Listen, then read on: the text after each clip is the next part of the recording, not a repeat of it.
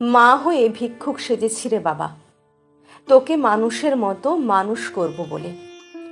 ভেবেছিলাম তুই বড় হলে আমার সব দুঃখ কষ্ট দূর হয়ে যাবে। তুই তো বড় হলি ঠিকই, কিন্তু আমি তেমনই সেই রয়ে গেলাম।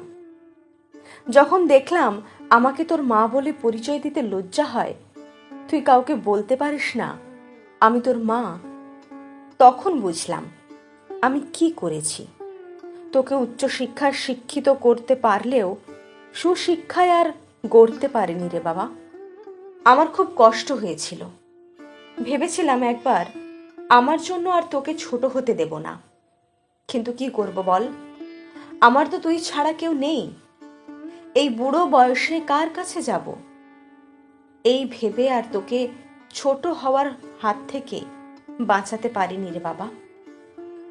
আজ বৌমাকে বলেছিলাম আমার ওষুধ শেষ হয়ে গেছে, বুকের ব্যথাটা বেড়েছে, আমার ওষুধগুলো একটু যদি এনে দেবার ব্যবস্থা করে দেয় তো। সাথে সাথে বলে উঠল, আর কতদিন বাঁচার শখ শুনি? বলি, বয়স তো আর কম হলো না, সেই তো কদিন বাঁচবেন। কি দরকার এত টাকার ওষুধ খাবার? তাও যদি কম দামের ওষুধ হতো তো বুঝতাম। জানতো এখান থেকে, বিরক্ত করবেন না আমায়।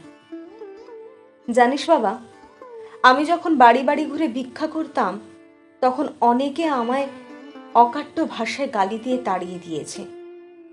সেদিন আমি বুঝিনি অবহেলা কাকে বলে। কিন্তু সেদিন তোর সন্তানকে প্রথমবারের মতো কোলে নিতে পারিনি। অপরিষ্কার কাপড় পরে থাকায় তোর বউ আমায় আমার দাদু ভাইকে ছুঁতে পর্যন্ত দিল না। তখন আমি অসহায় দৃষ্টিতে বারবার চোখ মুছতেছিলাম আর তোর দিকে তাকাচ্ছিলাম, কিন্তু তুইও দাদু ভাইকে আমার কোলে দিলি না। সেদিন বুঝেছিলাম অবহেলা কাকে বলে। আচ্ছা, তুই তো অনেক টাকা রোজগার করিস, একটা ভালো কাপড় কি আমায় কিনে দিতে পারতি না? শেষ কবে তোর সাথে এক টেবিলে বসে খেয়েছি তা আমার মনে পড়ে না। তুইও আর আমায় খেতে ডাকিস না এখন।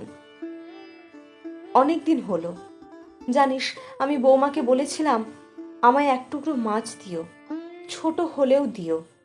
কতদিন মাছ খাই না, খুব খেতে ইচ্ছে করছে। ও বৌমা, আজ এক টুকরো মাছ দিও আমায়। বৌমা বলল, আগে তো ভিক্ষা করে খেতেন, তখন কি এভাবেই মানুষের পায়ে ধরে খেতে চাইতেন নাকি? হতেও পারে আপনার যা স্বভাব। আজ মাছ আনেনি, তাই মাছ খাবার কথা ভুলে যান, যত সব জুটেছে আমার কপালে।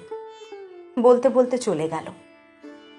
তারপর কতদিন মাস পেরিয়ে গেছে মনে পড়ে না, তবে আজও সেই এক টুকরো মাছ আমি পেলাম না।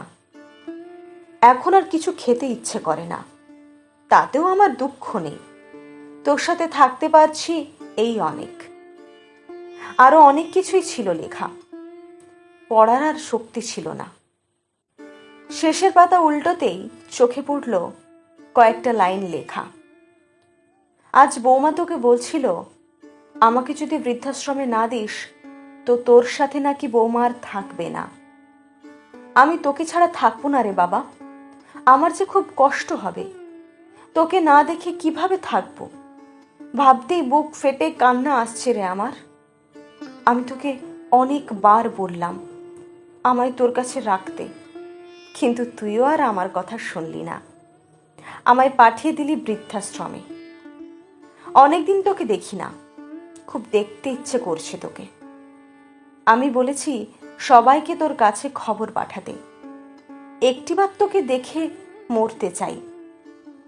আমি আর বাঁচবো না রে, আর তোকে জ্বালাবো না। একটিবার আয় তুই, তোকে দেখার বড় ইচ্ছে আমার, কিন্তু তুই পরিষ্কার জানিয়ে দিয়েছিস তুই আসবি না। আমি আর সহ্য করতে পারছি না রে, আর বোধহয় তোর সাথে দেখা হলো না। আমার যদি সাধ্য থাকতো তো আমি সব বাবা মাকে বলতাম, তোমরা কেউ আমার মতো ভুল করো না, সন্তানকে শিক্ষিত বানাতে গিয়ে হারিয়ে ফেলো না যেন। আমি আশীর্বাদ করি বাবা, তোর সন্তান যেন তোর মতো না হয়, তোকে যেন আমার মতো বৃদ্ধ বয়সে বৃদ্ধাশ্রমে না আসতে হয়। ভালো থাকিস রে বাবা। মনোজবাবু কান্নাতে ভেঙে পড়লেন। মায়ের লেখা শেষ ডায়েরিটা বুকে জড়িয়ে ধরে কাঁদতে লাগলেন। 1 মাস আগে মনোজবাবুর মা মারা গেছেন। আজ সকালে তাকে বৃদ্ধাশ্রম থেকে জানানো হয় ডায়েরিটার কথা। মনোজবাবু প্রথমে না বললেও পরে যখন লোকটি জানালেন এটা আপনার মায়ের শেষ ইচ্ছে ছিল, সে মারা যাওয়ার আগে বলে গিয়েছেন ডায়েরিটা যেভাবেই হোক আপনার কাছে পৌঁছে দিতে। এ কথা শুনে তিনি এসেছেন ডায়েরিটা নিতে। কৌতূহল কমাতে না পেরে হাতে পাওয়া মাত্রই পড়া শুরু করেছেন। মনোজবাবু ডায়েরিটা বুকে জড়িয়ে গাড়িতে এসে বসলেন আর ভাবতে লাগলেন তার মায়ের কথা। কত সুখেই না ছিল মা ছেলে। ভাবতে ভাবতেই চোখ দুটো ভিজে এলো তার। আমরা সবাই শিক্ষিত, কিন্তু তা সুশিক্ষায় নয়, পুঁথিগত বিদ্যায়।